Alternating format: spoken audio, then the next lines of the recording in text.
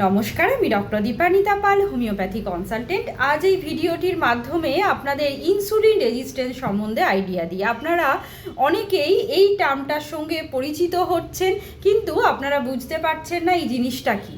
আসুন এই ভিডিওর মাধ্যমে জেনে নিই। প্রথমেই বলছি, এই ইনসুলিন রেজিস্ট্যান্স কি। ইনসুলিন আমাদের যে হরমোন আছে আমাদের প্যানক্রিয়াস থেকে নির্গত হচ্ছে, এবং এর কাজ হচ্ছে কি আমাদের রক্তে যে গ্লুকোজের মাত্রা তাকে কমিয়ে দেওয়া, এবং আমাদের রক্তে যে খাবারের মাধ্যমে গ্লুকোজ আসছে সেটা কোষের মধ্যে প্রবেশ করিয়ে সেটা ইউটিলাইজ করানোর। কিন্তু দেখা গেল আমাদের দেহের যে কোষ আছে সেই কোষগুলোই ইনসুলিনের প্রতি সাড়া দিচ্ছে না। তার ফলে কি হচ্ছে, একটা রেজিস্ট্যান্স সৃষ্টি হচ্ছে। আমাদের শরীর কিন্তু পর্যাপ্ত পরিমাণে ইনসুলিন তৈরি করছে, তবুও দেখা যাচ্ছে আমাদের কিন্তু রক্তে শর্করার পরিমাণ বেড়ে যাচ্ছে, কারণ আমাদের যে সেলগুলো আছে সেইগুলো ওই হরমোনের প্রতি একটা রেজিস্ট্যান্স ক্রিয়েট করেছে, মানে একটা বাধা দিচ্ছে হরমোনের কাজকে।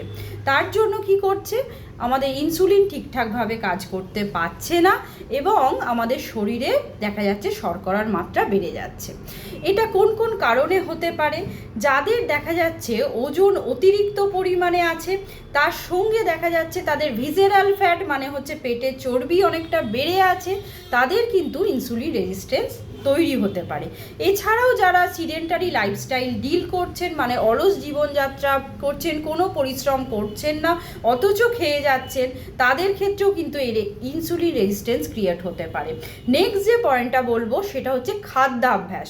খাদ্যাভ্যাস যদি আপনারা দেখা যাচ্ছে কার্বোহাইড্রেটের পরিমাণ আপনাদের ডায়েট চার্টে অনেকটাই বেশি আছে, সেক্ষেত্রে কিন্তু আপনাদের অতিরিক্ত রক্তে সুগারের মাত্রা বেড়ে যায়। তার ফলে কি হয়, আমাদের ইনসুলিন কিন্তু কনস্ট্যান্ট কাজ করতে করতে একটা টাইমে একটা রেজিস্ট্যান্স ক্রিয়েট করতে পারে। নেক্সট যে পয়েন্টটা হচ্ছে আপনাদের বংশগত কারণ। আপনাদের বংশে যদি কারোর টাইপ 2 ডায়াবেটিস থেকে থাকে, তাদের ক্ষেত্রে দেখা যাচ্ছে আমাদের ইনসুলিন রেজিস্ট্যান্সের এটা বেড়ে যাচ্ছে, প্রবণতা বেড়ে যাচ্ছে। নেক্সট যে পয়েন্টটা হচ্ছে হরমোনের ভারসাম্যহীনতা। কিছু কিছু রোগের ক্ষেত্রে দেখা যাচ্ছে আমাদের হরমোনগুলোর একটা তারতম্য হচ্ছে, তার ফলেও কিন্তু ইনসুলিন রেজিস্ট্যান্স হতে পারে। নেক্সট যে পয়েন্টটা, কিছু ওষুধের পার্শ্ব প্রতিক্রিয়ার ফলেও কিন্তু ইনসুলিন রেজিস্ট্যান্স হতে পারে। এরপরে বলবো কিভাবে বুঝবেন আপনাদের ইনসুলিন রেজিস্ট্যান্স ক্রিয়েট হচ্ছে। আপনারা একটা ব্লাড টেস্ট করালেন, তাতে দেখলেন আপনাদের একটা ট্রাইগ্লিসারাইডের মাত্রা বেশি আছে, কোলেস্টেরলের মাত্রা বেশি থাকতে পারে, এলডিএল এর মাত্রা দেখা যাচ্ছে আপনাদের বেশি আছে, কিন্তু এইচডিএল মানে যেটা গুড কোলেস্টেরল সেটার মাত্রা কিন্তু কম আছে। সেক্ষেত্রেও কিন্তু বুঝতে হবে আপনাদের হয়তো ইনসুলিন রেজিস্ট্যান্স শরীরে গ্রো করেছে। এরপরে বলি আপনারা কি করবেন।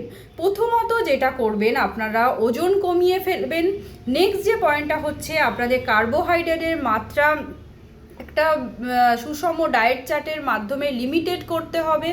নেক্সট যে পয়েন্টটা হচ্ছে আপনাদের রেগুলার এক্সারসাইজ করতে হবে। আর একটা বিষয় আমি বলবো, যাদের হরমোনের প্রবলেম বা কোনো ডিজিজ কন্ডিশন আছে অবশ্যই ডাক্তারের পরামর্শ নেবেন। এই যে আপনাদের কনস্ট্যান্ট ব্লাড গ্লুকোজ লেভেল মাপছেন এবং বেশি থাকছে, সেটা কিন্তু ইনসুলিন রেজিস্ট্যান্সের কারণেও হতে পারে। তাই রেগুলার আপনারা ব্লাড টেস্ট করাবেন, যেটা আমাদের পিপিভিএস হতে পারে, এফবিএস হতে পারে, এবং HbA1c করাবেন। যদি বেশি থাকে সেক্ষেত্রে আপনাদের কিন্তু ধরতে হবে আপনাদের ডায়াবেটিসের যে টাইপ 2 সেটা হয়েছে। এবং আপনারা এই ইনসুলিন রেজিস্ট্যান্সের ব্যাপারে অবশ্যই সতর্ক হয়ে যাবেন, কারণ এই হরমোনটা যদি আমাদের শরীরে কাজ করতেই না পারে তাহলে কিন্তু আপনাদের অনেক কিছু সমস্যাই আস্তে আস্তে কিন্তু ডেভেলপ করে যাবে। নমস্কার, সবাই ভালো থাকবেন এবং সুস্থ থাকবেন। আশা করি আমি বোঝাতে পেরেছি ইনসুলিন রেজিস্ট্যান্স কি। যদি আপনারা এই ভিডিওটা ভালো লেগে থাকে আপনাদের, তাহলে অবশ্যই আপনারা শেয়ার করবেন এবং আমার পেজটিকে ফলো করে রাখবেন। ভালো থাকবেন।